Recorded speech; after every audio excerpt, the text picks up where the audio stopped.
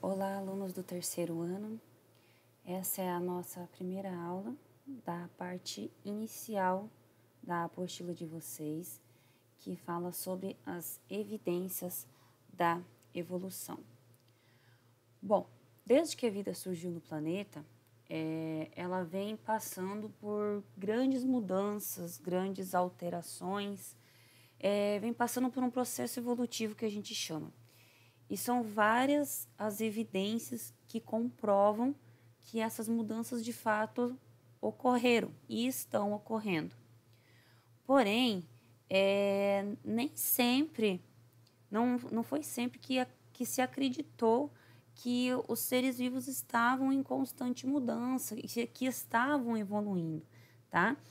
Muito antigamente, eles acreditavam em outras teorias, como, por exemplo, na mitologia grega, eles acreditavam que quando surgiu a vida, tudo estava em um verdadeiro caos, tá? Que estava tudo bagunçado. Então, assim, então surgiu a vida e estava tudo misturado, né? Tudo bagunçado.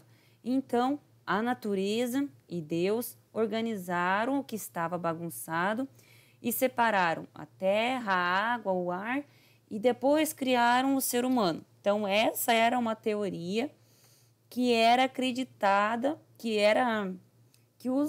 estava presente na mitologia grega, tá, gente? Além dessa teoria, nós temos o criacionismo e o fixismo, que foram teorias que perduraram por muito tempo. Nessa teoria, inclusive, há algumas pessoas que acreditam até hoje, tá, gente? Nessas teorias, né, na verdade, elas falam que todas as espécies foram criadas por um ser divino em um determinado momento, tá? Elas foram criadas em um determinado momento e que elas não se modificavam ao longo do tempo. Desde que elas foram criadas até hoje, existia o mesmo número de espécies com as mesmas características, tá? Então, o criacionismo e o fixismo falam isso, tá? O criacionismo, ele defendia que a Terra teria no máximo 6.000 anos de formação. A gente sabe hoje que isso não é verdade, porque hoje, atualmente, né, a gente tem comprovações, como registros fósseis e várias outras coisas. Mas essas teorias defendiam essas ideias de que os seres vivos foram criados todos em um determinado momento e que não sofriam alterações ao longo do tempo, certo? Essas teorias, elas estavam presentes, perduraram por muito tempo, como eu falei para vocês. No entanto, a partir do século XIX, alguns naturalistas começaram a questionar essa teoria, porque eles começaram a estudar melhor a ciência, se aprofundar melhor nessas ideias, e então eles começaram a questionar essa ideia de que a Terra tinha somente aquela idade e que os seres vivos não mudavam ao longo do tempo. Perdão pela pausa, vamos dando continuidade. Bom, então esses cientistas, eles se dedicaram a investigar essas mudanças que os seres vivos sofriam ao longo do tempo. E então, a partir desse momento, surgiram as principais teorias evolucionistas, tá?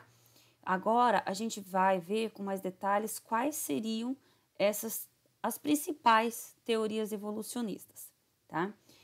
As teorias evolucionistas, elas afirmam que ocorreram as mudanças nos organismos. Então, as teorias têm como base essa ideia de que os organismos, eles sofrem mudanças ao longo do tempo. As espécies sofrem mudanças ao longo do tempo. diferentemente das teorias que se acreditava anteriormente, certo, gente? Bom, então as duas principais teorias que nós temos são o lamarquismo e o darwinismo, beleza? Vamos falar primeiro sobre Jean-Baptiste Lamarck, que foi o criador da teoria do lamarquismo que a gente fala. A principal lei, ele sugeriu duas leis, na verdade, né? A lei do uso e desuso e a lei dos caracteres adquiridos. Essas foram as duas principais ideias dele. Falando um pouquinho sobre a lei do uso e desuso. Essa lei, gente, ela fala o seguinte: quanto mais você usa uma estrutura do seu corpo, mais essa estrutura tende a se desenvolver. Ele afirmava isso nessa teoria, tá, gente? Nessa lei do uso e desuso. Ele afirmava que quanto mais a gente usa uma estrutura, mais essa estrutura se desenvolve. Como, por exemplo, ele usou para explicar essa teoria o pescoço das girafas. Lamarck falava o seguinte: inicialmente, as girafas tinham o pescoço curto e tinham as pernas todas iguais, as traseiras iguais às anteriores, tá? Mas vamos focar no pescoço. Quanto mais vamos imaginar o seguinte: inicialmente as girafas tinham o pescoço curto, tá? E a vegetação foi se acabando, a vegetação em altura mais baixa foi se acabando. E então, as girafas que conseguiam esticar o pescoço mais acima, conseguiam se alimentar melhor. E quanto mais elas esticavam o pescoço, mais esse pescoço se desenvolvia, certo? E essa característica do pescoço comprido era passada para a geração seguinte. Por quê? Porque foi uma característica positiva, porque a girafa conseguiu se alimentar melhor, tá? Então, era essa a função era essa a ideia que Lamarck defendia, da lei do uso e desuso. O pescoço, no caso, aqui foi muito utilizado e então ele se desenvolveu mais e foi passado para a geração seguinte, tá? Então, é essa a ideia que a lei do uso e desuso defende, certo? Que a lei do uso e desuso defende que quanto mais você usa uma característica, quanto mais você usa uma estrutura, mais ela se desenvolve, tá? E Lamarck defendeu também a lei dos caracteres adquiridos, tá? A lei dos caracteres adquiridos, que quer dizer o quê? Que está junto nessa ideia que eu expliquei, da transferência dessa característica adquirida de geração em geração. Então, ele falava que aquela característica que foi desenvolvida, ela seria passada para a próxima geração. Ou seja, uma determinada espécie desenvolveu uma característica e essa característica já é passada para os filhos, tá? Como, por exemplo, nas girafas, o pescoço foi esticando para elas conseguirem alcançar as folhas mais altas e então foi passada para a próxima geração, para os filhos. Lamarck defendia essas duas ideias. Hoje, a gente sabe que as ideias de Lamarck, elas têm alguns poréns, tá? Como, por exemplo, a gente sabe que as características adquiridas não são passadas para os filhos, tá? Então, como, por exemplo, se a gente cortar o rabo de um rato, tá? Em laboratório, que eles fazem testes em laboratório, por exemplo. Se a gente cortar o rabo do macho e da fêmea e eles tiverem filhotes, os filhotes vão nascer com o rabo normal. Então, mesmo se o caractere for adquirido, ele não passa de uma geração em geração. Isso está relacionado à genética. Então, as características que passam dos pais para os filhos, elas não são adquiridas e passadas dos pais para os filhos. Isso está relacionado à genética, tá? Então, nesse quesito, Lamarck pecou, certo, gente? Porém, as ideias de Lamarck, elas foram muito importantes para aquela época, porque até então eles acreditavam que os seres vivos não sofriam alterações, certo? Então, ele chegou contestando aquelas ideias. Então, mesmo apresentando algumas falhas, alguns poréns, que para a época são pequenos, né? Porque as condições de estudo que eles tinham na época não eram muito diferentes das que a gente tem hoje, mas aquelas ideias dele contribuíram muito para a ciência na época, certo? E outra coisa que a gente tem que comentar é que na teoria do uso e do desuso, a gente sabe que quanto mais, que a teoria de que quanto mais a gente usa um determinado membro, mais ele se desenvolve, a gente sabe que isso também não é verdade, né?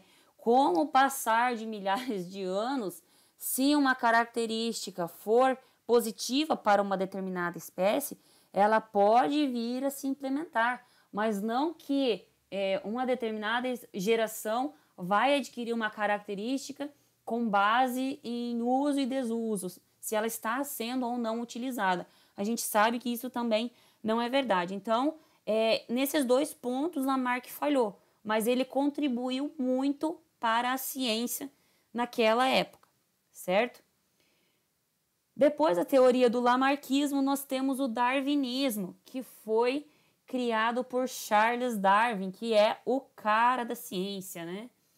Charles Darwin, por sua vez, ele continuava afirmando que as espécies se modificam ao longo do tempo, e para isso ele usou a teoria da seleção natural, que essa teoria, gente, essa teoria da seleção natural, terceiro ano, é muito importante para vocês, tá? Para quem vai fazer Enem, para quem vai fazer vestibular, saibam o que é seleção natural, porque eles costumam cobrar em provas, Enem, vestibulares da vida.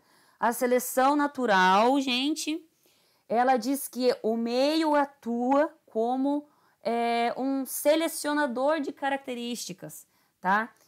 E nessa seleção tendem a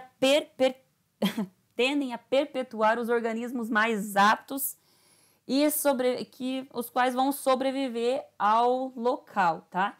Então, na seleção natural, o meio atua como um selecionador e ele tende a selecionar quem é mais apto, quem não é, tá? Então, essa era a ideia que Charles Darwin defendia e a seleção natural permanece até hoje, tá, gente? Então, as ideias de Charles Darwin permanecem até hoje. Então, no entanto, apesar da seleção natural ser um mecanismo correto, Darwin não conseguiu explicar como as características vantajosas surgiam no organismo e como que elas eram transmitidas de geração em geração.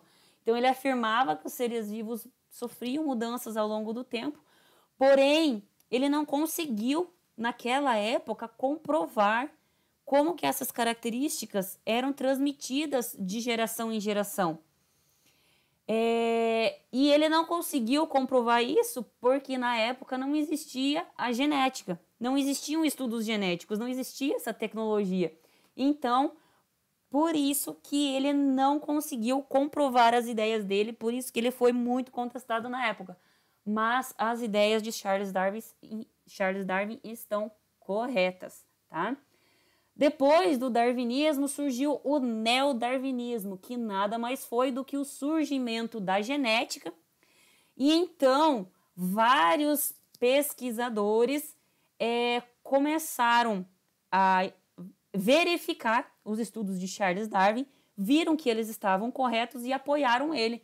Então, o neodarwinismo veio para apoiar o darwinismo, comprovando a teoria de Darwin através da utilização dos estudos genéticos. Beleza, gente? Então, vamos lá. vamos só fazer uma comparação entre as ideias de lamarckismo e darwinismo para vocês entenderem melhor. Então, aqui na primeira sequência de imagem, nós temos as ideias do lamarckismo. Nas ideias do lamarckismo, ele fala o seguinte: inicialmente as girafas tinham um pescoço comprido. Para chegar ao aumento, tiveram que esticar o pescoço cada vez mais. De geração para geração, as girafas iam tendo cada vez mais o pescoço mais comprido, tá? E essas características eram transmitidas de geração em geração, tá? Nas ideias do darwinismo, ele fala o seguinte: inicialmente, algumas girafas eram maiores que outras e as maiores chegavam mais facilmente ao alimento, porque porque elas eram maiores, o pescoço era mais comprido. As de pescoço comprido tinham maiores probabilidade de chegar à idade da reprodução. Por quê? Porque elas conseguiam se alimentar e as menores não. Então, a cada geração, o número de girafas com pescoço comprido ia aumentando. Por quê? Porque se somente as girafas com pescoço comprido se alimentavam e chegavam na fase de reprodução, somente elas iam passando suas características para a geração seguinte. Somente elas iam passando a sua genética para a geração seguinte. Então, as girafas menores foram deixando de existir, tá? Então, só para vocês entenderem as diferenças de lamarckismo pro darwinismo. Então, as ideias de Lamarck e as ideias de Darwin. Certo, gente? Muito bem. Falando de mais algumas evidências evolutivas importantes, nós temos as evidências fósseis. As evidências fósseis nada mais são do que restos ou vestígios de organismos preservados, como ossos, marcas de dentes, pegadas preservadas, que são encontradas, por exemplo, dentro de cavernas, fezes de animais petrificadas, que também normalmente são encontrados em cavernas, onde os animais dormem, né? Então, esses daqui são alguns registros dessas espécies. Deixa eu mostrar uma foto para vocês. Deixa eu ver se eu vou conseguir. Não vai abrir. Agora eu não vou conseguir mostrar as fotos dos fósseis. Não vou conseguir mostrar, mas os fósseis, eles são ossos, marcas de dente, pegadas, fezes de animais preservados que apresentam mais de 10 mil anos, tá? Que são muito antigos. E esses registros, eles são muito utilizados para estudar espécies que já se extinguiram, para comparar espécies atuais com espécies mais antigas, certo, gente? Nós temos também as evidências anatômicas e fisiológicas. O que são essas evidências anatômicas e fisiológicas? Vocês já repararam que algumas espécies possuem estruturas muito semelhantes à de outra espécie? Como, por exemplo, um detalhe no bico de uma ave. Uma ave apresenta um detalhe no bico igual a outra. Isso indica que eles tiveram um ancestral comum, tá? Então, mesmo que eles não sejam da mesma espécie, eles apresentam uma característica parecida. Então, isso quer dizer que lá atrás eles tiveram um ancestral que deu origem à linhagem de espécies diferentes e originou essas duas espécies. E as duas espécies diferentes apresentam essa característica que estava presente lá no ancestral. Eu usei o exemplo do bico de pássaro, mas pode ser qualquer outra coisa, tá, gente? Então, vamos lá. Quando uma determinada espécie possui um órgão que se desenvolve de maneira semelhante à de outra, nós dizemos que elas possuem órgãos homólogos. Gente, essas questões, esses termos homólogos e análogos que estão na apostila de vocês, é muito importante que vocês saibam a diferença. Então, vamos lá. Dentro do conceito de evidências evolutivas, aqui, diferença de homólogo para análogo. Olhem só, quando uma espécie possui um órgão que se desenvolveu de maneira semelhante à de outra, nós dizemos que ele é homólogo. Por exemplo, o braço do ser humano e a asa de um morcego. Apesar de eles não terem funções totalmente iguais, um ancestral deu origem a linhagens de espécies diferentes que originaram a asa do morcego e o braço do ser humano. Então, lá atrás, eles tiveram um ancestral comum. Lá atrás, o mesmo ancestral deu origem a essas duas linhagens de espécies que originou o braço do ser humano e a asa do morcego. Já as estruturas análogas, gente, ao contrário disso. Como, por exemplo, são estruturas que tiveram origens diferentes, origens embrionárias diferentes, mas que apresentam a mesma função. Como, por exemplo, a asa do morcego, a asa da borboleta e a asa do pássaro.